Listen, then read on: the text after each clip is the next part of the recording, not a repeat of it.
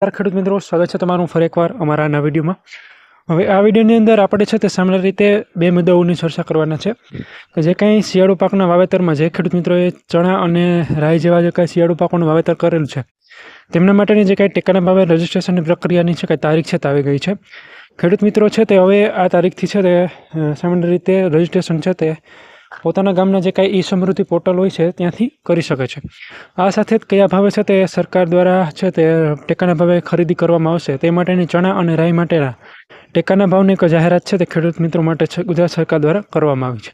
તો આ વિડીયોની અંદર આપણે સામાન્ય રીતે આ બે મુદ્દાઓની છે તે ચર્ચા કરવાના છે.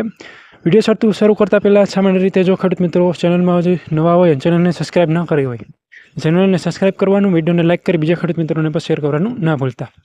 સૌપ્રથમ જો આપણે ચણા અને રાઈ આ બે પાક માટે છે તે ટેકાના ભાવે ખરીદી કરશે તેમાં રજિસ્ટ્રેશનની તારીખ છે તે 13 ફેબ્રુઆરીથી 5 માર્ચ એટલે કે આવતા 2-3 દિવસની અંદર છે તે 13 ફેબ્રુઆરીથી 5 માર્ચ સુધી છે ઈ ગામ કેન્દ્ર ઉપર છે તે કંઈ ગ્રામ પંચાયતમાંથી છે તે ઓનલાઈન રજિસ્ટ્રેશન કરાવી શકશે.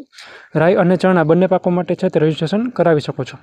આ સાથે ચણાના જો આપણે વાત કરીએ તો ચણાના છે તે પ્રતિ ક્વિન્ટલ 5,875 રૂપિયા એટલે કે પ્રતિમણ 1,175 રૂપિયાના ભાવથી છે તે ખેડૂત પાસેથી છે તે ચણાના ભાવે ટેકાના ભાવે ખરીદી કરવામાં આવશે અને રાઈના છે તે 6,200 પ્રતિ ક્વિન્ટલ અને 1,240 પ્રતિ મણના હિસાબથી છે તે ખેડૂત મિત્રો પાસેથી છે તે ગણ લેવામાં આવશે. આ સાથે જે કાંઈ કેટલા પ્રમાણમાં અને કઈ તારીખથી ખરીદી શરૂ થશે તે માટેનો હજી કોઈ છે કે પુરાવો અથવા તો કાંઈ પરિપત્ર આવેલ નથી.